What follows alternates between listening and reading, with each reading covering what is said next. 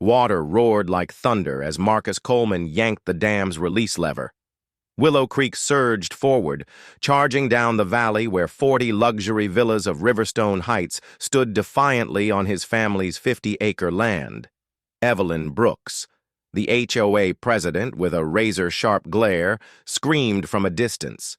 "He's destroying our homes, a crazed black man."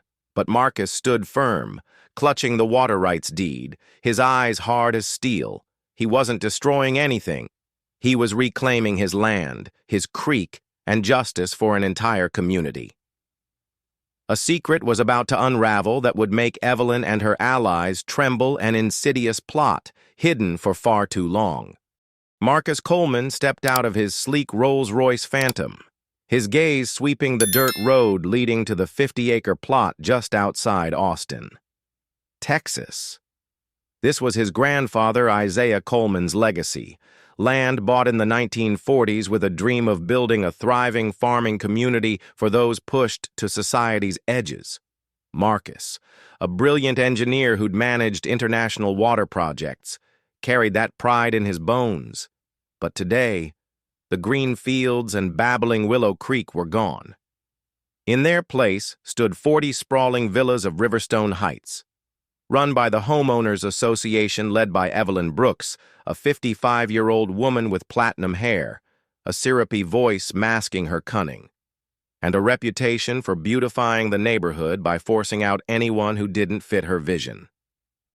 Willow Creek, the lifeblood of generations of farmers including Marcus's family, had been diverted to feed ornamental lakes for the million-dollar villas. The small earthen dam Isaiah built in 1975, designed to manage water and help the community through droughts, was now a dry husk. Evelyn, backed by her husband, City Councilman Charles Brooks, had exploited Marcus's time abroad on humanitarian work to declare the land abandoned and file an adverse possession claim. But what burned Marcus deepest were the whispers rippling through the neighborhood. Someone like him doesn't belong here. The racism wasn't just talk, it was the engine driving Evelyn's scheme. Marcus wasn't the type to back down. He'd faced challenges from war-zone water systems to hometown injustices. He knew Evelyn didn't just want his land. She wanted to erase the legacy of a black family daring to own something she deemed too good for them. Marcus moved quietly but decisively. He dug through old records at the county courthouse and struck gold the 1975 dam permit, issued by the U.S. Army Corps of Engineers, proving Isaiah's dam fell under federal jurisdiction, untouchable by local rules. Even better, he found a 1919 water rights deed, older than the city itself, confirming his family's control over Willow Creek. Evelyn didn't let up. She spread rumors, branding Marcus a threat and troublemaker. At HOA meetings, wealthy neighbors eyed him with suspicion, muttering about that black guy challenging their perfect suburb. One night, Marcus found his fence defaced with red spray paint. Get out. Evelyn was behind it all, wielding power and money to paint him as a public enemy. She even hired a private investigator to dig into his past, desperate for dirt to smear him. But Marcus didn't flinch. He called up an old friend, David Miller, an EPA enforcement officer, and started crafting a plan. While sifting through records, Marcus uncovered a bombshell. Evelyn hadn't just targeted his land, she'd done the same to 4 other black families in the area, strong-arming them into selling their properties for pennies through legal pressure and harassment. One was Rosa Martinez, an elderly neighbor who'd treated Isaiah like a brother. Her once lush vegetable garden, fed by the creek, was now a barren patch since the water was diverted. Marcus realized this wasn't just personal, it was a systematic racist plot, propped up by Charles Brooks's influence in City Hall. Marcus reached out to Rosa and Juan Delgado, another farmer who'd lost his land to Evelyn's tactics. The 3 formed an alliance, determined not just to reclaim their land, but to expose the truth. Marcus hired Sarah Nguyen, an environmental lawyer with a knack for water rights cases. Sarah discovered the creek diversion violated the Federal Clean Water Act. Worse, the loans bankrolling Riverstone Heights hinged on falsified environmental reports claiming no flood risk, a clear case of insurance fraud. Marcus knew this could be the knockout punch. Evelyn sensed the heat and doubled down. She appeared on local news, crocodile tears in her eyes, warning of a dangerous outsider threatening the safety of neighborhood kids.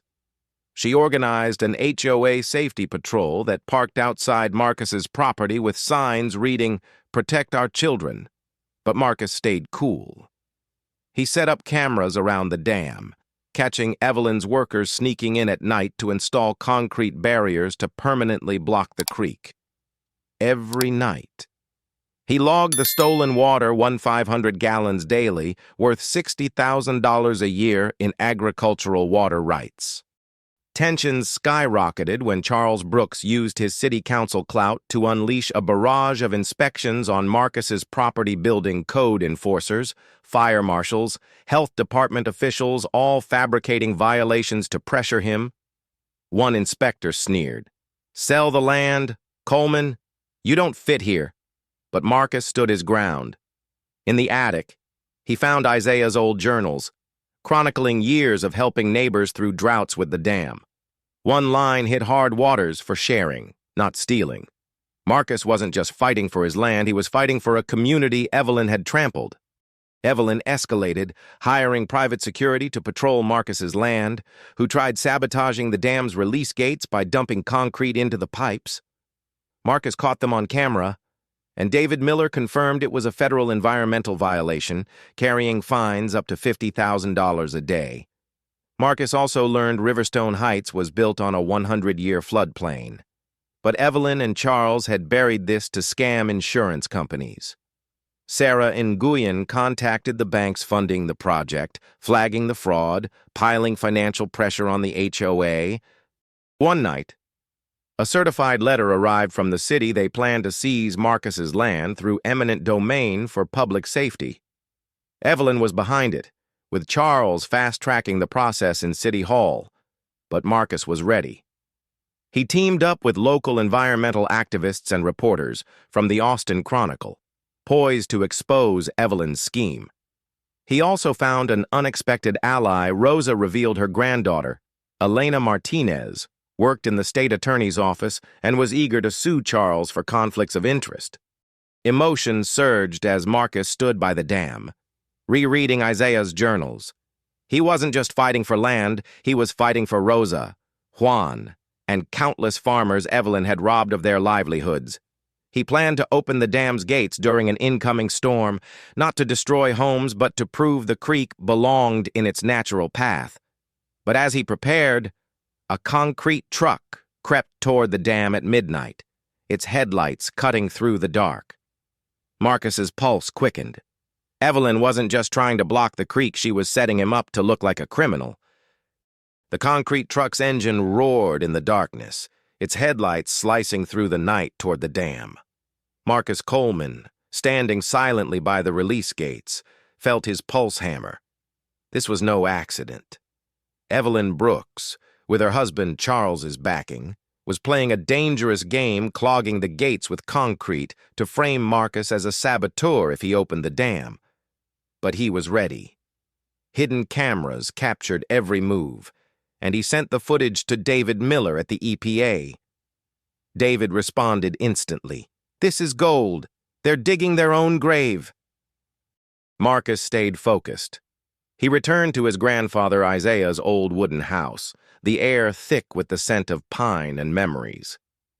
At the kitchen table, he reviewed his plan, opened the dam's gates during the incoming storm to let Willow Creek flow naturally, proving Riverstone Heights was illegally built on a floodplain. He had to act fast. Charles was rushing the eminent domain seizure, with a hearing just a week away. Evelyn, meanwhile, ramped up her smear campaign, hiring a PR team to spread rumors that Marcus was a dangerous man with a shady past. The next morning, Marcus met Sarah Nguyen at a small Austin coffee shop. Sarah, with her steel-rimmed glasses and sharp gaze, slapped a thick folder on the table. "Evelyn and Charles made a big mistake," she said. "They didn't just break federal environmental laws, they faked reports to scam the banks funding the project, prove the creek's natural path, and their $15 million in loans collapse."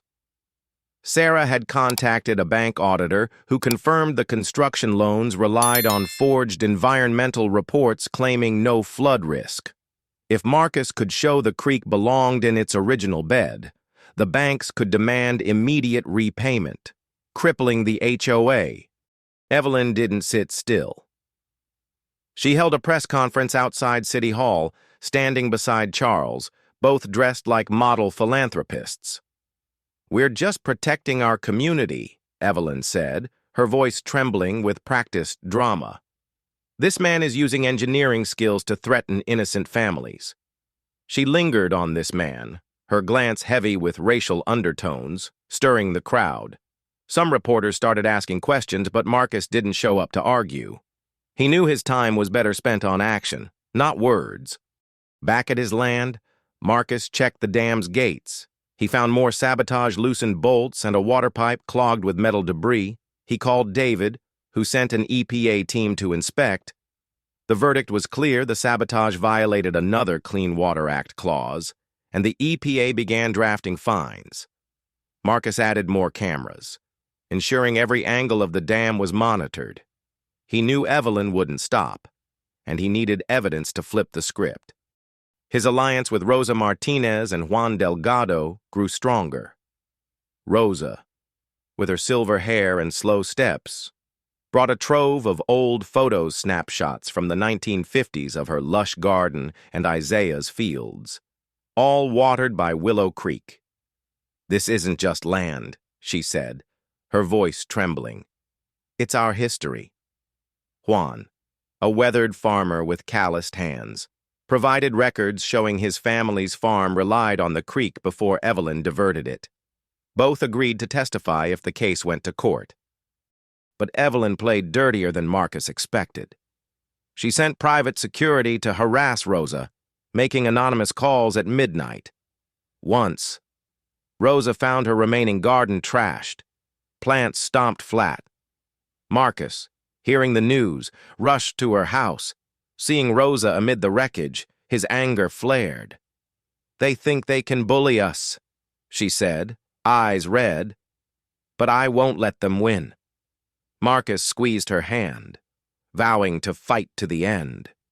He contacted Elena Martinez, Rosa's granddaughter, who worked in the state attorney's office. Elena dropped a bombshell. Charles wasn't just profiting from Riverstone Heights. He was a silent shareholder in the construction company behind the villas. This conflict of interest could spark a state investigation. Elena started gathering evidence, from construction invoices to internal emails, showing Charles used his position to approve illegal zoning changes. Meanwhile, Marcus got an unexpected call from Claire Thompson, a freelance reporter for the Austin Chronicle with green-dyed hair and electric energy. Claire had tracked Evelyn's schemes for years and revealed she'd been fined $1.8 million in Dallas for a similar water diversion, but dodged accountability by moving to Austin. "She's a professional land shark," Claire said, "and she targets vulnerable communities, especially people of color." Claire agreed to help Marcus go public, but warned Evelyn fights harder when cornered. Sure enough, Evelyn upped the ante. She hired a Houston legal team led by Victor Hayes, known for smear lawsuits. They filed for an emergency injunction, accusing Marcus of endangering the community with an unsafe dam. Charles pushed the city council to hold a public hearing, where Marcus was called as a witness. The room buzzed with tension, HOA members packing the front rows with "Safety for Riverstone Heights" signs. One woman shouted, "He wants to drown our homes." Marcus, seated in the defendant's row, kept his face calm, but he knew this was a trap. Sarah, backed by Elena, came prepared with a hefty counterfiling. She presented the 1975 dam permit and 1919 water rights, proving Marcus's legal right to operate the dam. She played the video of Evelyn's security team sabotaging the gates. The judge, Henry Walsh, a clear ally of Charles, tried to dismiss the evidence, but Sarah stood firm. "Your Honor," she said, her voice cutting, "this is a federal matter. Ignore it, and the EPA will step in." The crowd murmured, and Marcus caught Charles's nervous glance. During the hearing, David texted Marcus the EPA had launched a formal investigation into the creek diversion based on the sabotage footage. The banks funding Riverstone Heights were also considering pulling out after Sarah's fraud report. Financial pressure was crushing Evelyn and Charles, but they didn't quit. Evelyn staged a protest outside Marcus's property, with dozens of HOA members blaring megaphones, accusing him of environmental terrorism. A group of teens threw rocks through his windows, shattering glass. Marcus, though furious, stayed steady. He knew he needed the storm to hit, creating the perfect moment to open the dam's gates. He worked round the clock, checking the dam's hydraulics, ensuring everything was ready. He coordinated with Claire for a major Austin Chronicle expose on Evelyn's scheme. Claire brought a game-changer, a leaked email from Charles's construction company, where Evelyn demanded they deal with black families to keep the neighborhood clean. The email was dynamite, enough to fuel a civil rights lawsuit. But Evelyn wasn't done. She sent Marcus a final letter, offering $200, $1,000 for his land, a quarter of its value. "Take the money and leave," it read, "or lose everything." Marcus tossed it in the trash, his resolve burning. He wasn't just fighting for his land, he was fighting for justice, for Rosa, Juan, and everyone Evelyn had crushed. As the first raindrops fell, Marcus stood by the dam, hand on the release lever. Thunder rumbled, and he knew his moment was here. Rain poured like a torrent, mingling with the roar of water as Marcus Coleman gave the dam's lever a final pull. Willow Creek, caged for too long, surged back to its natural path, rushing through the valley past the 40 luxury villas of Riverstone Heights. The water didn't destroy homes. Marcus had calculated every detail to ensure safety, but it shattered Evelyn Brooks's concrete barriers like a house of cards, exposing the truth the neighborhood was built on a floodplain. From a distance, Evelyn stood soaked in the rain, her face twisted with rage, screaming at reporters, "He's a terrorist." But no one listened. Journalists from the Austin Chronicle, alongside David Miller's EPA team, recorded every moment of the creek's rightful return, proving Marcus was not only legally right, but morally just. As the water flowed, Marcus stood firm by the dam, feeling his grandfather Isaiah's spirit beside him.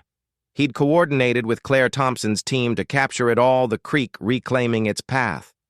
Rosa Martinez's historical photos showing it once nourished a whole community. Claire, camera always ready, interviewed Juan Delgado, who spoke of how his family's farm survived droughts thanks to the creek. "They stole our water. They stole our history," Juan said, his voice low but powerful. Farmers, activists, and locals gathered nearby, cheering as water refilled their parched ponds. Evelyn, seeing her world crumble, tried to flip the script. She called Charles Brooks, demanding he use his influence to stop the EPA. But Charles, now under scrutiny from banks and the state attorney's office, snapped back in panic. "You've ruined us.